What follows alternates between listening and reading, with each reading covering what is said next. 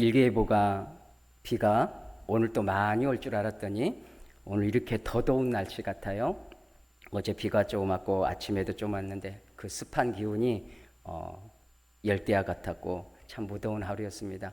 여러분도 무더운 하루, 그래도 이 시간 기억해서 예배하는 여러분들에게 하나님의 은혜의 뜨거움이, 하나님의 사랑의, 첫사랑의 뜨거움이 다시 한번 여러분의 심령의 영혼에 다가오실 수 있는, 회복하시는 그런 은혜가 있어지기를 간절히 원합니다. 네.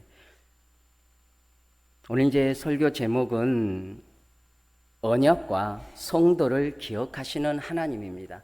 언약과 성도를 기억하시는 하나님. 그래서 언약에 대해서 간단히 살펴보고, 오늘 본문에서 그러면 그 언약을 이루시고 성취하시고 그 언약 속에 우리가 포함되어져 있거든요. 그래서 그 언약 속에서 우리가 하나님 앞에서 살아갈 때에 하나님이 우리 범사 가운데 우리에게 어떻게 우리를 불꽃 같은 눈으로 보고 계시고 지키시고 보호하시고 품으셔서 하나님의 선하신 뜻 언약 안에서 그 언약을 성취해 가시는지, 곧 구원의 역사를 이루어 가시는지, 최후 승리의 그날까지 책임지어 가시는지를 말씀 안에서 살펴보겠습니다. 그런 하나님 앞에 우리는 어떠한 자세로 우리 삶에 있는 자세가 필요하겠잖아요. 하나님은 하나님이 하실 일과 성도로서의 믿음의 삶은 우리도 하나님 앞에 그 반응을 보여드려야 되기 때문에 오늘 본문 안에서 그러한 부분을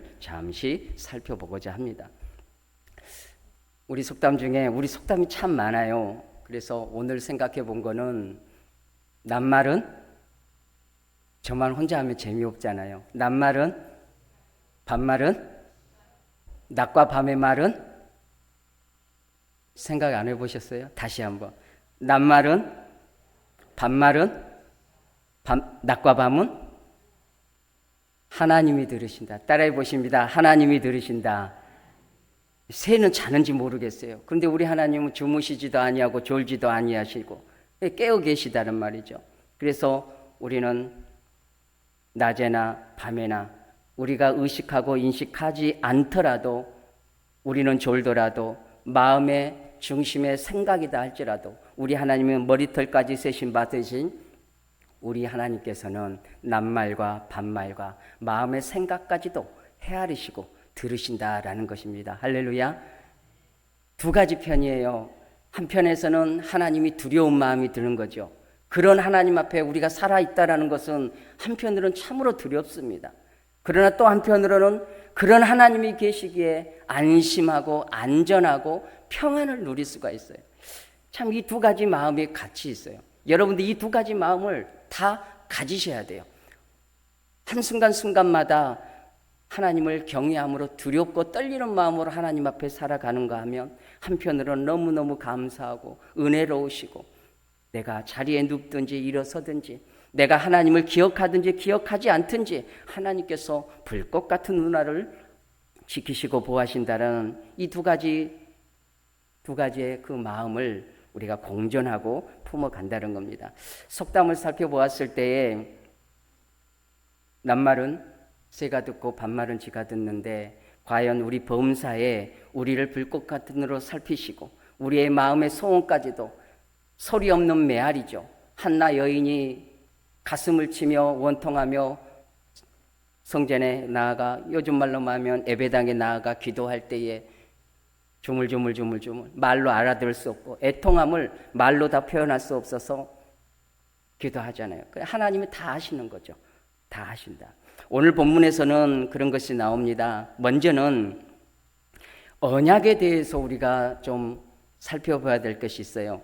우리가 성경을 특히 구약적 관점에서 보면 이 신학적 뼈대가 몇 가지가 있어요. 우리 이제 신학교에서 배우는데 성경을 해석할 때 큰 줄기가 있어요. 우리 호남 고속도로, 영남 고속도로, 88 고속도로, 뭐 속초 무슨 고속도로, 요즘엔 파주까지도 이제 고속도로가 나오잖아요. 뭐 속된 유언비어처럼 해남 어디 땅끝에서 제주도까지 터널을 뚫는다, 그런 말도 있어요. 정말 타당성이 있는 건지, 또 그 제주도가 그 많은 차들이 가면 회선은 얼마나 될지, 여하튼 간에 기술은 충분히 그걸 뚫을 수 있을 만한 기술은 되겠다 생각은 됩니다. 여튼 그런 고속도로가 뚫리는 것처럼 그런 큰 줄기가 있는 거죠. 유통과 어떤 이동수단에 큰 줄기가 있는 것처럼 성경 해석에도 큰 줄기가 있어요. 가장 큰 줄기는 한번 따라해 보십니다. 구속사. 하나님이 죄인들을 구원하시기로 작정하시고 그 작정한 그 일들을 이끌어 가시는 역사. 그래서 영혼들을 구원하러 이끄시는 하나님의 구원의 역사. 그래서 구속사라고 부릅니다. 이게 큰 성경의 핵심적인 신학적 틀입니다. 그 외적으로 여러분도 이렇게 설교를 들여다보시면 이런 단어가 많이 나와요. 하나님의 나라, 율법, 구원, 뭐 이런 저런. 또 자주는 나오지 않지만은 레위기에 나오는 60년 되면 다 원 본인에게 돌려주는 게 뭔지 아십니까? 희년의 사상도 있어요. 이 다 열거할 수는 없지만 왕적인, 선지자적인, 제사장적인 이 모든 것들이 신학의 여러 줄기가 있지만 거기에 언약 사상이 있어요. 그런데 이 모든 언약 사상이든 하나님의 나라든 율법의 완성이든 희년의 제도든 왕과 선지자와 제사장 제도든 메시아적 사상이든 심판의 그날을 얘기하든 모든 정점은 누구에게로 향한다? 예수 그리스도. 오늘 새벽에 나오신 분들은 반복을 하시는 거예요.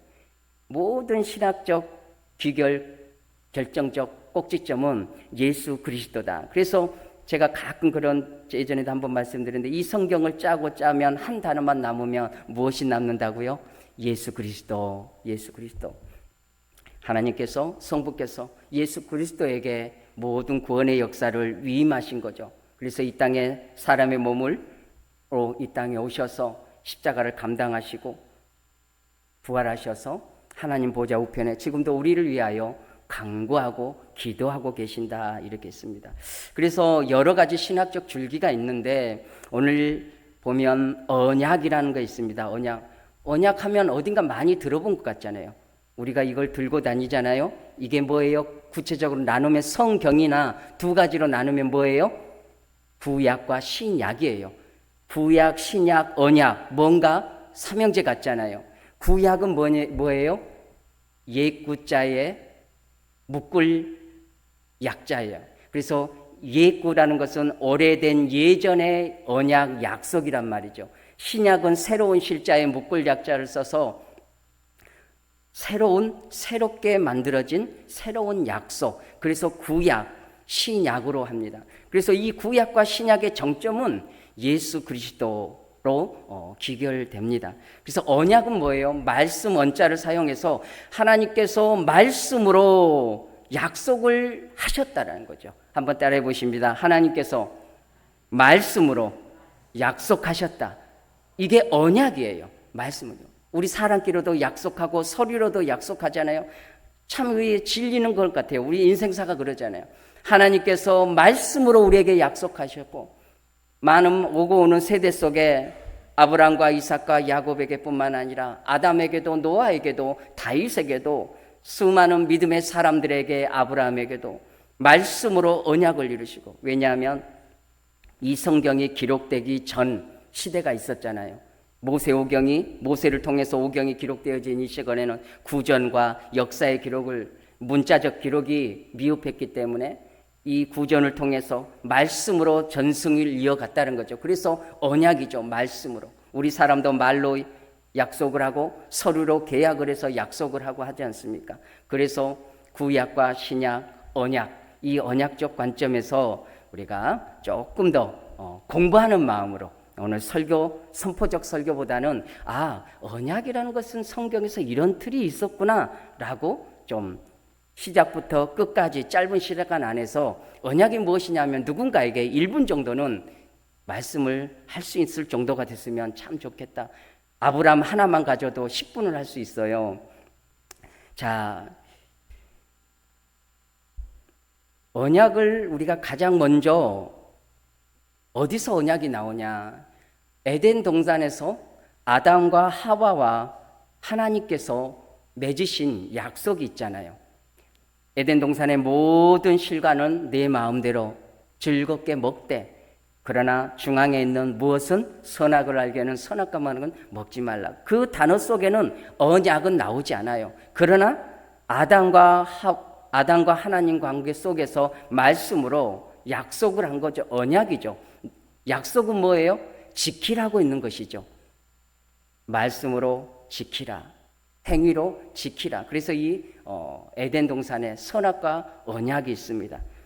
비록 첫째 아담은 이 언약을 지키지 못했어요. 그래서 에덴 동산에서 쫓겨나서 인류 조상의 최초의 아담으로서의 죄와 타락으로서의 모습이에요.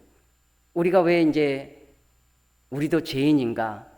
태어나면서부터 거짓말도 안 했고 생각도 할 줄 모르고 그 핏덩어리가 무슨 잘못이 있다고 좀 상식적으로 생각하면 미안해요. 그렇지 않을까요? 이제 막 태어났는데 죄인이라는 관점이 씌워질 때 그 아이에게는 너무 속상할 것 같지 않아요? 그러나 아담으로 이른 죄의 유전이에요. 따라해 보십니다. 죄의 유전. 부모로부터 그 유전의 피해 혈액형과 어떤 선척적으로 가지고 있는 유전이 있단 말이죠. 이 죄도 아담의 시조로부터 그의 죄성은 우리 인생들에게 유전이 되어지는 것입니다. 그래서 우리가 나는 모든 인생들은 타락된 본성을 가지고 있어요. 그래서 그거를 증거해 보면 굳이 증거하고 나열하지 않아도 우리 스스로가 내가 죄인됨을 자백하게 되어지고 어린 꼬맹이 순수하고 천사 같은 아이들도 어찌나 그렇게 거짓말을 능청스럽게 잘한지요. 우리가 경험으로 다 알잖아요. 그게 인간의 타락된 본성이 어린아이에게도 다 있다는 거예요. 자기중심적이고 이기적이고 탐욕적이라는 것이죠. 이게 인간의 죄성이 있다는 겁니다. 이게 에덴 동산에서 선악과를 따먹은 아담 이후로 오는 모든 죄인들에게 올려지는 죄의 유전성이다. 그래서 선악과 언약이라고 이름을 붙여볼 수가 있겠습니다. 제가 본문 말씀은 굳이 읽어드리지 않겠습니다. 너무 잘하신 본문이로. 또 이제 특별히 또 잘하시는 본문이 언약이 노아의 언약입니다. 노아와 두 가지 언약이 있어요. 모든 인류가 물로 심판을 받잖아요. 노아의 부부와 셈, 함, 야벳의 그 사위들과 함께 며느리들과 함께 8식구만 외에는 모두가 물의 심판을 받는 겁니다. 창세기 6장 18절에 보니까 그러나 너와는 내가 내 언약을 세우리니 너는 내 아들들과 내 아내와 내 며느리들과 함께 그 방주로 들어가라. 셈, 함, 야벳이 아들이죠. 그러니까 며느리 셋과 그 노아의 부부. 그래서 8식구와 하나님이 택하여 노아의 방주로 들여드린 그 동물들 외에는 모두 다 진멸을 당한 것입니다.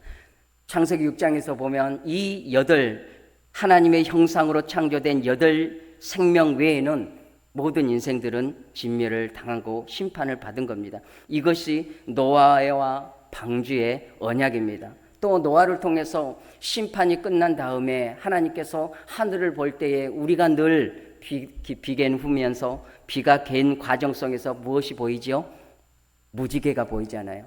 그 무지개 언약을 창세기 9장 13절에 이렇게 말씀하시죠. 내가 내 무지개를 구름 속에 두었나니 이것이 나와 세상 사이의 언약의 증거니라. 그러니까 하나님께서 노아의 홍수로 인류를 심판하신 후에 하나님 마음에, 우리 인간의 표현으로 그런 거죠. 하나님 마음에 너무 괴로운 것이죠. 그래서 모든 인류를 향하여 약속을 주신 것입니다. 노아의 8식구만 뿐만 아니라 믿는 자나 믿지 않는 자나 모든 자연물에게 선포하시는 거죠. 하늘에 무지개가 떠 있을 때에, 근데 시적인 표현이요. 내 무지개가, 하나님 아버지 시적인 표현이죠. 무지개를 그냥 무지개라고 하지 않고 내 무지개라고 하나님이 표현하셔요. 오늘 보신 말씀 그렇잖아요. 내가 내 무지개를 구름 속에 두었나니 그 무지개가 보일 때는 너희에겐 희망이다. 무엇이요? 물로 심판이 있지 않을 것이다라는. 물론 국소적인 지역적인 홍수가 있고 물난리가 있지요. 그러나 노아 홍수 때와 같은 전 인류적인 물의 심판은 있지 않을 것이다 라고 이렇게 하신 것이죠. 그래서 노아의 방주의 언약과 무지개의 언약, 이것도 언약에 속한다는 것입니다. 오늘 본문에서 새벽에서 보았던 본문입니다. 창세기 15장 특히 17절 말씀에 아브라함과 언약을 맺으시는데, 하나님이 어느 날 아브라함에게 찾아오셔서 창세기 12장 1절에 그러시잖아요. 너는 본토 친척 아비 집을 떠나 내가 네게 지시한 땅으로 가라. 이 세번역으로 바뀌기 전 암송이 늘 바뀌지 않네요. 그것대로 하겠습니다. 이렇게 말씀하셔요. 아브라함이 하나님을 찾은 건 아니에요. 하나님이 아브라함을 찾아오셔서 내가 네게 지시한 땅으로 가라. 그 땅은 가나안 땅이죠. 그리고 또 잊을만 하면 하나님이 찾아오셔서 내가 네게 많은 후손들에게 이 땅을 네 자손에게 주리라 약속을 계속하셔요. 그런데 어느 날 그날은 창세기 15장에서 그날은 아브라함이 작심한 생각이 들었나 봐요. 하나님이 자꾸 나타나셔서 나에게 이 땅을 주고 이 땅을 후손들에게 물려준다고 약속을 하셨는데 내 후손? 아브라함에게는 75세 넘어도 자식이 없었어요. 같이 가나안 땅을 향했던 롯도 동생의 아들이란 말이죠. 조카란 말이죠. 조카가 셋째 동생이 먼저 세상을 떠나니까 조카를 챙겨서 가는 거죠. 어떻게 보면 잔잔한 아브라함의 항변이에요. 하나님, 아들이라도 하나 내게 주고 나서 내 씨로 내 후손이 많을 것이다. 자손이 하늘의 별과 같이 땅의 모래수와 같이 많을 것이다. 그렇게라도 말씀하시면 제가 인정해 드리겠습니다. 그러나 하나님, 나에게 아무것도 없지 않습니까? 제가 15장을 보면 이렇게 기록되어 있어요. 그에게 아브라함에게 충직된 종이 있었어요. 그 종의 이름이 오늘 15장 있습니다. 자, 엘리에셀이죠. 아브라함이 이렇게 얘기해요. 아브라함이 이르되 주 여호와여 무엇을 내게 주시려 하나이까? 나는 자식이 없사오니 나의 상속자는 이 다메섹 사람 엘리에셀이니이다. 이게 그냥 평범하게 말한 거지만 아브라함의 심중을 생각해 보면 하나님 너무하시네요. 좀 이치에 맞는 얘기를 하시지요. 아들이나 좀 주고 나서 약속을 하시면 제가 덜컥 믿겠습니다. 물론 아브라함도 하나님의 말씀을 쫓아 가나안 땅을 향한 믿음의 조상이죠. 그런데 이 부분에서만큼은 아브라함이 하나님께 질문을 던진 겁니다. 그런데 그 이후로 하나님께서 아브라함에게 내 씨로 말미암아 내 후손으로 말미암아 내 몸을 통해서 후손을 통해서 약속의 후손이 날 것이다 약조를 하셔요. 그럼에도 불구하고 하나님의 선하신 뜻은 우리가 인생이 알 수가 없어요. 끝을 가봐야 한다. 한번 따라해 보십니다. 우리 인생은 끝까지 가봐야 한다. 그래서 인생살이 새옹지마라 가지 않습니까? 오늘은 좋은 것 같으나 모레는 굳을 수 있고, 오늘은 당장 굳으나 내일 모레는 쨍하고 배뜰 날이 있을 수 있다는 거죠. 그러니까 우리 인생사에 너무나 쉽게 냄비 근성처럼 너무 좋았다, 너무 슬펐다, 우리는 그러지 말다라는 게 그런 교훈이 아니겠습니까? 너무 슬퍼하지도 말고 너무 오만하지도 말고 인생살이 새옹지마다라고 이렇게 표현한 겁니다. 아브라함에게도 약속을 하셨지만 이삭을 약속을 아들을 약속해 주셨지만 당장 1년 이내에 주신 것이 아니에요. 75세에 약속을 주셨지만 10년이 지나도 15년이 지나도 안 주시는 거잖아요. 그래서 하갈을 통해서 이스마엘을 낳아버리잖아요.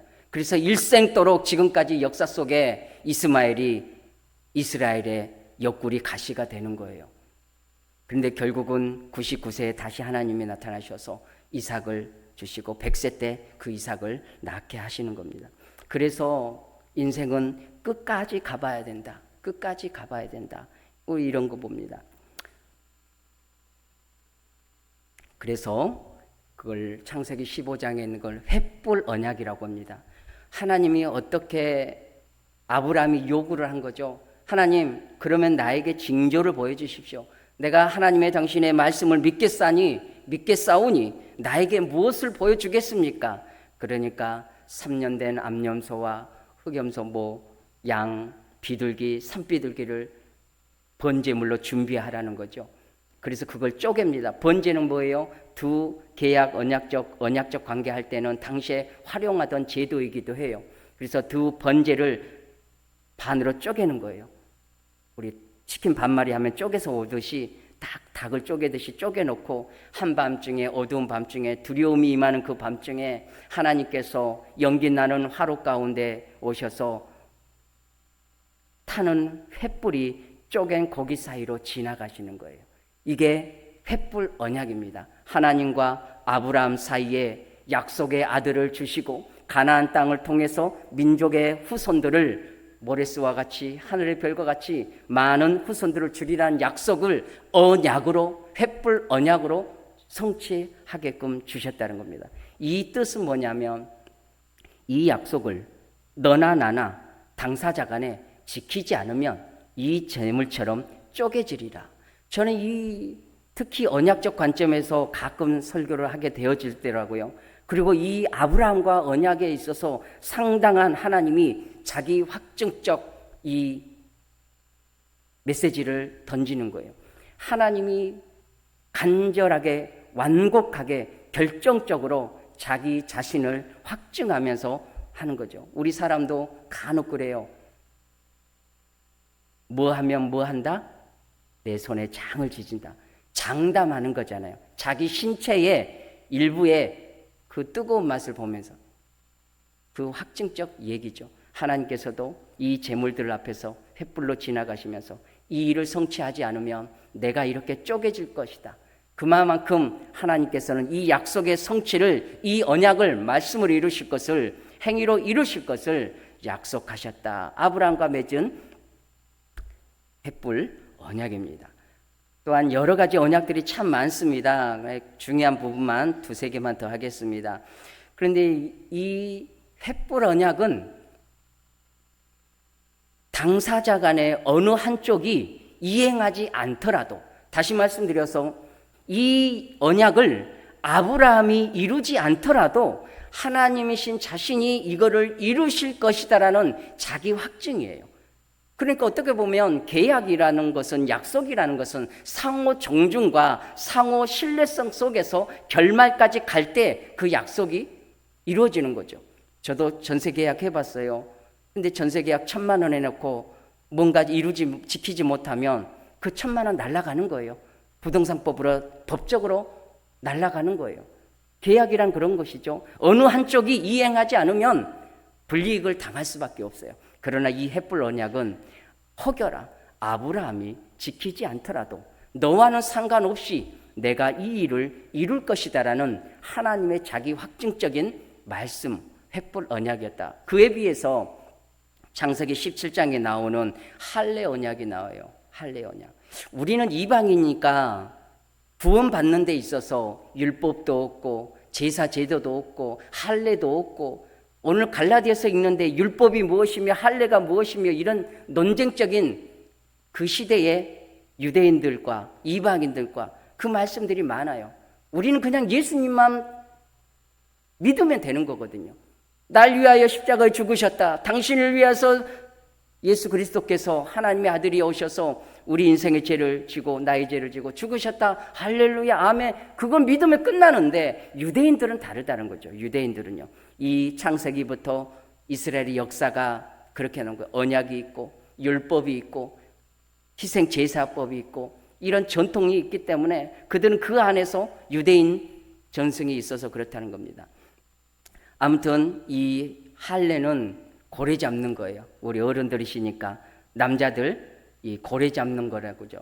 이 유대인들은 하나님 앞에서 이렇게 고래를 잡아야 되는 거죠. 너무 고래 잡는다고 해서 바닷가 고래 아닙니다. 이해하셨습니까? 예, 이해하신 걸로 알고 넘어가겠습니다. 자, 그렇게 해서 이 할례 언약은 우리 당시의 유대인들에게만 가지는 거죠. 그 할례를 통해서 언약적 백성인 것을 나타내는 거죠. 그것이 남녀노소는 불구하고 이방 종들이라 할지라도 할례를 행하면 유대인의 공동철석에 포함되는 것으로 본다는 겁니다. 그래서 유대인들에게는 이 언약이 심히 중요했습니다. 그러니까 예수님 오시고 예수님이 승천하신 이후에 이 논쟁이 대단히 뜨거운 감자였다는 거죠. 율법을 지켜야 되느냐 말아야 되느냐, 할례를 받아야 되느냐 말아야 되느냐, 유대인의 전통을 지켜야 되느냐 말아야 되느냐, 이방인과 식사를 해야 되느냐 말아야 되느냐. 어느 날 베드로가 이방인들과 밥을 먹는데 이 유대인들이 찾아오니까, 권력자들이 찾아오니까 베드로가 깜짝 놀라가지고 이방인들과 밥 먹는 것을 모른 척하고 숨어버려요. 그래서 사도 바울 선생님이 대단하게 비판을 하시고 책망을 하시는 거죠. 그리스도 예수 안에서는 이방인이나 유대인이나 상관없이 그리스도 안에서는 하나다. 한번 저와 같이 고백해 봅니다. 이방인이나 유대인이나 그리스도 예수 안에서 하나다. 혈통으로나 육적으로나 얼굴의 색상으로나 차별 없이 금지 없다는 겁니다. 차별이 없다는 것이죠.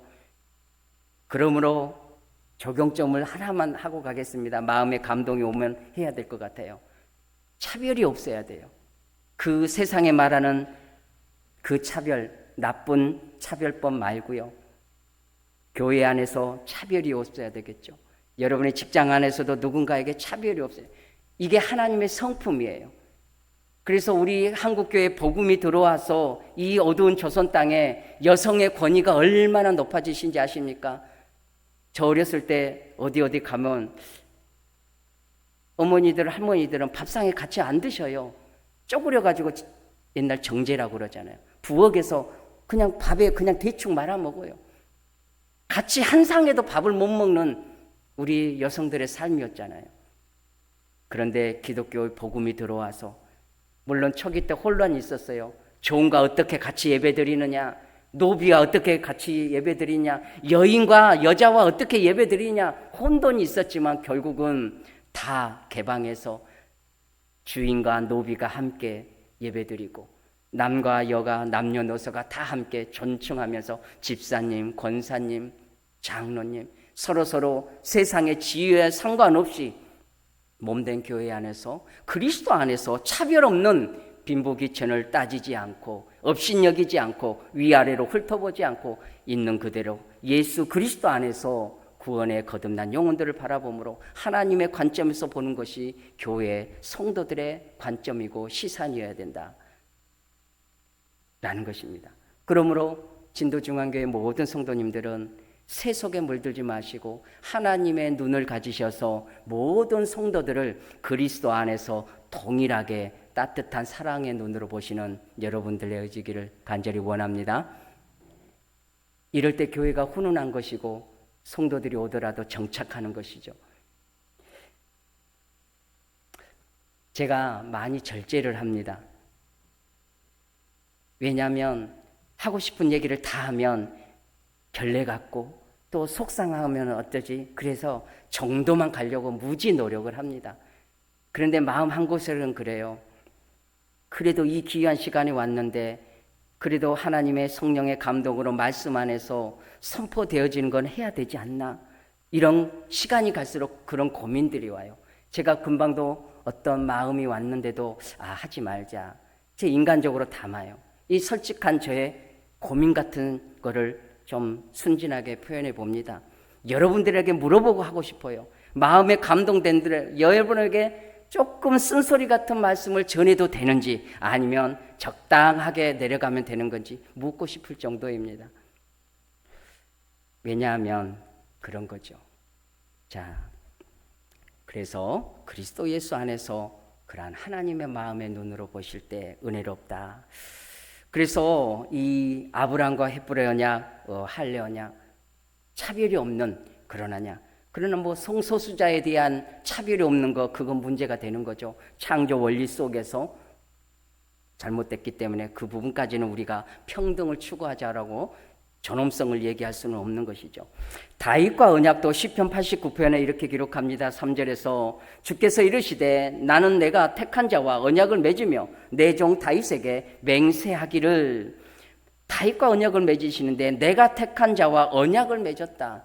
예, 다윗의 왕권을 그 유대인들을 통해서 다윗의 왕권을 통해서 하나님이 성취하실 일. 그래서 신약 성경에 이런 기록이 이런 고백들을 하죠. 저와 같이 고백해 봅니다. 다윗의 자손 예수여. 이것이 다윗을 통한 언약의 말씀을 성취하신 거예요. 예수 그리스도께서 다윗의 혈통을 통해서 오신 것이죠. 물론 그 혈통은 아브라함 때부터 아담 때부터 흔들림 없이 계속 그 혈통을 통해서 언약의 말씀을 통해서 약속을 통해서 곧 다윗의 후손을 통해서 오신 예수 그리스도라는 것을 봅니다. 그래서 왕권을 성취한 거죠. 다윗이 왕이었잖아요. 이 왕권을 진정한 왕 예수 그리스도가 우리의 왕이심으로 세상의 왕이심으로 그 왕권을 성취하신 걸 보게 됩니다. 하나만 더 하겠습니다. 그럼 마지막으로 구약과 신약이라고 했는데 구약적 관점은 다 구약의 관점으로 언약을 얘기했어요. 이게 구약에 많기 때문에. 그러나 신약에 있어서 새 언약은 무엇이냐? 누가복음 22장 20절에 예수님께서 말씀하신 것입니다. 이 잔은 내 피로 세우는 새 언약이니 곧 너희를 위하여 붓는 것이니라. 한번 따라해 보십니다. 내 피로 세우는 새 언약. 여기서 내 피는 누구예요? 예수 그리스도. 예수님의 자신이 십자가에 흘리실 그 피로 언약을 새 언약으로 이루실 것이다. 그래서 모든 인생들은 예수 그리스도의 새 언약을 통해서만이 구원을 받을 수 있고 죄 용서를 받을 수 있고 하나님의 자녀가 되어질 수 있고 영생 복락을 누릴 수 있는 첫 단추가 새 언약이신 예수 그리스도에게 나아가는 것이고 그분을 영접하는 것이다. 그래서 구약은 여러 언약들이 많지만 신약에서는 단 하나 새 언약이신 예수 그리스도 피로 예수 그리스도의 피로 연결된 언약의 말씀을 하는 것입니다. 그래서 이 예수 그리스도의 새 언약은 죄사함의 효력과 사망에서 생명으로 건져지는 그러한 은혜의 약속입니다. 오늘 본문에서 이 언약적 관점에서 이제 두 가지만 더 살펴보고 정리를 해보겠습니다. 이제 본문에 보시면 23절에 이렇게 기록하죠. 여러분들이 한번 읽어보시기를 부탁드립니다. 23절 여러분들 시작.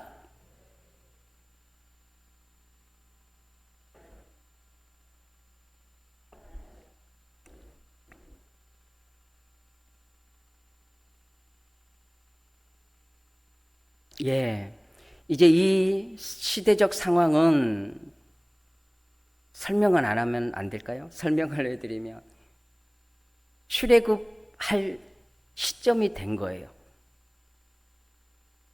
야곱과 요셉이 애굽에 총리로 가 있고 야곱이 75명의 식솔을 데리고 고센 땅에 애굽의 고센 땅 지금의 이집트에 정착해서 아브라함에게 약속하신 대로 400년, 430년 지나면 이 민족을 이루어서 가나안 땅으로 4대 후에 약속의 성취를 이루어 갈 것이다. 가나안 땅으로 인도할 것이다. 이미 아브라함에게 400년 전에 말씀하신 언약의 말씀이에요. 그것이 오늘 이루어지기 전 단계 어떤 상황 속에서 시대의 흐름 속에서 하나님이 이 일을 성취해 가시고 그리고 모세를 준비시켜 가셨는가 이게 다 연결된다는 겁니다. 그 마지막 시점에 출애굽할 그 시점에 어떤 고통이 유대인들에게 히브리인들에게 있었느냐면 애굽 왕은 죽었고 이스라엘 자손은 고된 노동으로 말미암아 탄식하며 부르짖으니 그 고된 노동으로 말미암아 부르짖는 소리가 하나님께 상달되었다. 그러니까 노동자로서 노예로서 극심한 고통에 노동을 했다는 거죠. 그 이전보다 더 잔인하게 노동을 시켰다는 겁니다. 탄압했다는 거죠. 일제강점기의 마지막 패망의 시점에 더 탄압하고 더 살육하고 더 잔인해졌던 일본의 혹은 나치 독일의 모습처럼 인간의 잔인성은 그런 거죠. 이 애굽인들도 막다른 골목에 그 시점이 되자 애굽 히브리인들이 너무너무 번성해지자 자기들보다 더 강성해질까 봐 혹은 전쟁이 나면 뒤통수 쳐서 이들이 우리를 제압할까봐 이들을 허갑하는 거죠. 그래서 사내 아이가 남으면 다 죽여라 할 정도로 악독한 일들을 저지른 것이죠. 거기서 생존한 모세가 그 민족을 이끌고 출애굽하는 여정이 있습니다. 그 가운데 이 히브리인들의 고통과 아픔이 그 부르짖는 소리가 하나님께 상달되어졌다. 따라해 보십니다. 부르짖는 소리. 낱말은 새가 듣고 반말은 쥐가 듣는데 가슴 아파 소리 없이 메아리치는데 가슴의 응어리의 소리는 누가 들어줄 것인가? 낱말도 반말도 다 듣고 계시며 머리털까지 세신 받으신 우리 하나님 아버지께서 우리의 메아리치는 고통의 소리를 들으시고 응답하신다. 할렐루야. 우리의 이것 또한 하나님 앞에 위로를 받을 수 있는 귀한 은혜의 믿음입니다. 그래서 우리가 기도할 때 간혹 그런 소리들이 들려요. 기도 소리. 아시지요, 아시지요. 얼마나 이 단어가 좋고 은혜로운 단어입니까? 아시지요, 아시지요. 하나님 아시지요, 아시지요. 그래서 우리 그리스도인이 인내하고 침묵하고 잠잠할 수 있는 일은 어디서 나오느냐? 그 능력은 어디서 나오냐? 아시지요에서 나와요. 하나님 아시지요, 하나님 아시지요. 내가 저 원수를 내 손에 피묻히지 않더라도 하나님이 갚아주실 걸 믿고 하나님이 해결해 주십시오 라고 맡기는 것입니다. 이것이 믿음이죠. 아시지요, 아시지요. 다 항변하지 않아도 우리 자신이 전면에 나서지 않더라도 믿음으로 하나님께 내어 맡기고 잠잠히 인내하고 기다릴 수 있는 것은 우리의 모든 것들을 듣고 계시고 보고 계시는 그 하나님을 향한 믿음이 있기 때문에, 그런 하나님 아버지 되시기 때문에 우리가 그분을 바라보는 것입니다. 그래서 2000년의 숱한 역사 속에 2000년이 아니죠. 태초로부터 지금까지 2024년 8월 21일 오늘까지 기독교 교회사 속에서 믿음의 사람들은 아시지요로 사신 것이죠. 고통의 환난의 때에, 핍박의 때에 묵묵히 하나님 아버지께 간구하며 승리한 믿음의 삶이란 것입니다. 그러므로 요즘 시대는 무엇으로 부르짖는지는 모르겠습니다. 전체적인 시대적 흐름이 고난이 고작 그렇게 많지 않아요.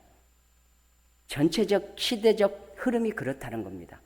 일부 질병에 있거나 갑작스러운 예고치 않은 당황스러운 사건 사고 외에는 그닥 하나님 앞에 나아가 부르짖을 일들이 그닥 없다라는 시대가 오히려 안타까워요. 주석을 살펴보니까 그렇게 나와 있어요. 성도에게는 가시가 있어야 되고 삶의 고난이 있어야 한다. 왜냐? 그 고난 때문에 하나님께 나아가고 역전의 하나님을 만나게 되는데, 고난이 없으면 부르짖을 일이 없다는 겁니다. 안주한다는 겁니다. 태평하다는 것입니다. 그 태평함이 하나님의 주신 은혜고 축복으로 여기고 잠잠하다는 것입니다. 부르짖을 일이 없다는 것입니다. 그러나 그것이 결코 좋은 것이 아니죠. 내 삶 속에 부르짖는 일들이 언제였는지 한번 회상해 보시면 좋겠습니다. 적용적입니다. 여러분들이 예배당에서 눈물을 흘려보신 적이 언제일까요? 언제일까요? 여러분들이 예배당에 나와서 새벽이든 저녁이든 가슴을 치면서 눈물을 흘려본 적이 언제일까요? 요즘에는 그럴 눈물의 기도 제목이 없어요. 한편으로는 다행이면서 한편으로는 아쉬운 것이죠. 그래서 영적으로 잠들어 가는 거예요.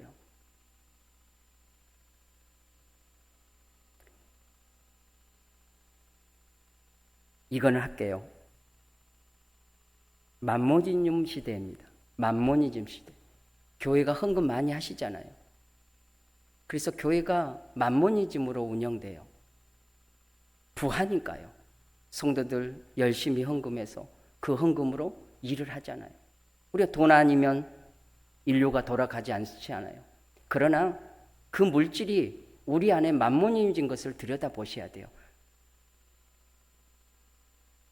기도에서 능력받아서 성령의 감동으로 하나님의 역사로 경건의 모양뿐만 아니라 경건의 능력을 우리가 가져야 되는데, 우리의 현실을 들여다보니까 다 만몬인즘이더라. 저도 회개한 적이 한 번 있어요. 말씀드렸나 모르겠어요. 카드 시대가 왔을 때 저도 카드를 한번 신청해서 썼어요. 그런데 카드를 쓰니까 이 녀석이 하나님인 거예요.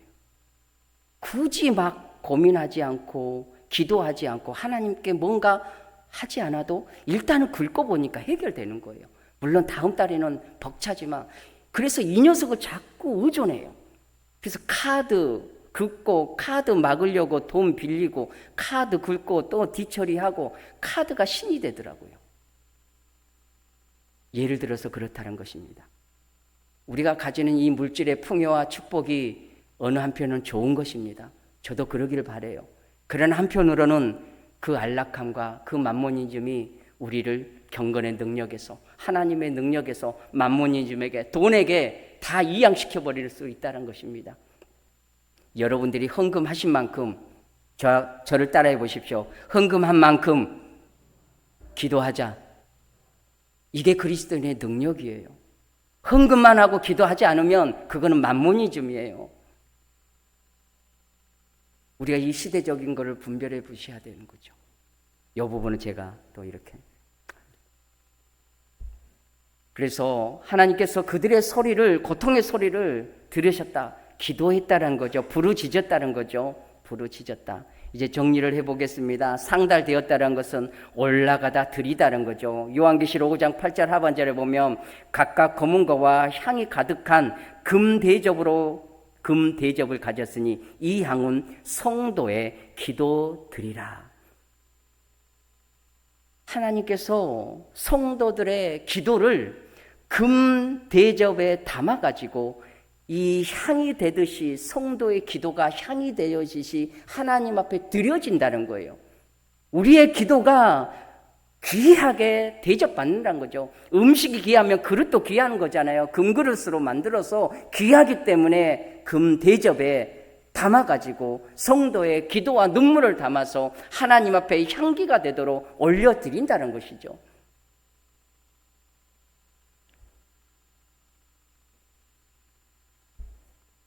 하나님께서 들으시고 경청하시고 응답해 주신다. 사도행전 10장 31절에 말하되 고넬료야, 하나님이 내 기도를 들으시고 내 구제를 기억하셨느니라.